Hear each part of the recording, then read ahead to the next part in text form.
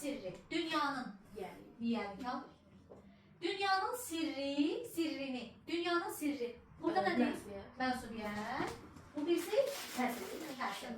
Gözü təsir edir. Sirrini hələ öyrənməyib. Düzdür, təsirlik var. Hələ də bəşər övladı. Bəşər hansı haldadır? Bəşərin övladı. Ay, sağ ol. Bəşərin övladı. Qeyri-müəyyən yiyəlik al.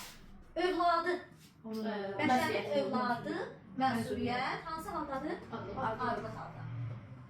Tam öyrənə bilməmişdir. Sonra fikrin körpəsinin yanında idi. Fikrindəki iyi nəşə bilsin. Bir dəqiqə. Fikri. Onun fikri. Onun fikri. Mənsubiyyət. Hansı haldadır? Adlı. Adlı. Körpəsinin yanında idi.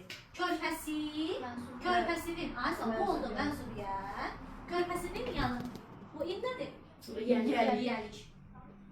Sonra körpəsinin yanında. Körpəsinin yanı.